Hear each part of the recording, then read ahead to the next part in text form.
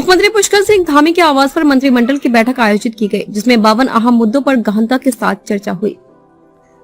मुख्य सचिव एस.एस. संधू ने की कैबिनेट ब्रीफिंग। कुल 52 प्रस्तावों पर हुई चर्चा। रेरा के ढांचे में 23 पद स्वीकृत। दिव्यांग बच्चों के लिए सरकारी स्कूल खोलने के लिए भितरली। पुरकाल गांव में स्वीकृत। मसूरी स्थित पीडब्ल्यूडी गेस्ट हाउस में 15 मीटर तक मल्टी स्टोरी पार्किंग को मंजूरी। ऋषिकेश एम्स की शाखा किच्छा में बनने जा रही है। मास्टर प्लान के तहत होगा काम। 1 किलोमीटर के दायरे में अगले 3 माह में किसी भी तरह के निर्माण पर लगी रोक। कार्यकाल विभाग में बंदी शिक्षक संवर्ग की ऑपरेटिंग अथॉरिटी को बदला। अब डीआईजी गढ़वाल कुमाऊं को जिम्मा। खेल विकास नीति के तहत समिति का गठन। खिलाड़ियों के खर्चों का करेगी वहन। स्टार्टअप नीति को मिली मंजूरी। देश की सबसे बेहतर नीति बनाने की कोशिश। एमएसएमई के तहत उद्योगों की स्थापना को लेकर कई फैसले। खटीमा में अधिवक्ता चेंबर के लिए 90 साल की लीज को मंजूरी। सिंगल यूज प्लास्टिक के बैन को भारत सरकार की पॉलिसी के तहत किया गया। आयुर्वेदिक महाविद्यालय की रिटायरमेंट एज को 60 से 62 किया गया।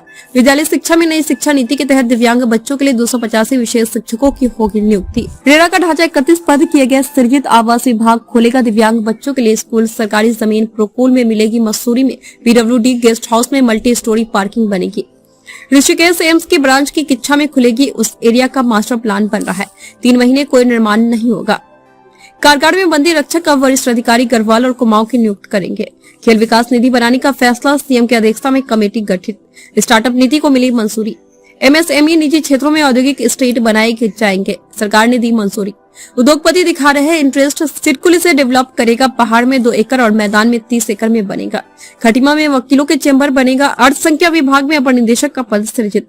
मेट्रो एनओयू विभाग की जमीन 1 रुपया लीज में दी जाएगी। परिवहन निगम 100 बसें लेने जा रहा है। एमएसएमई के तहत उद्योगों की स्थापना को लेकर कई फैसले। उत्तराखंड सरकार ने निजी क्षेत्र के साथ सिडकुल का ज्वाइंट वेंचर करने का लिया फैसला। खटीमा में अधिवक्ता चेंबर के लिए 90 साल की लीज को मंजूरी। सिंगल यूज प्लास्टिक के बैन को भारत सरकार की पॉलिसी के तहत किया गया। आयुर्वेदिक महाविद्यालय के रिटायरमेंट एज को 60 से 62 किया गया। विद्यालय शिक्षा में नई शिक्षा नीति के तहत दिव्यांग बच्चों के लिए 285 विशेष शिक्षकों की होगी नियुक्ति। देहरादून में मेट्रो नियोग के लिए विभागीय जमीन 1 रुपया लीज पर दी जाएगी। एमएसएमई में केवल ऑनलाइन व्यवस्था आज से लागू। स्टेट मिलेट मिशन को राज्य कैबिनेट की मंजूरी।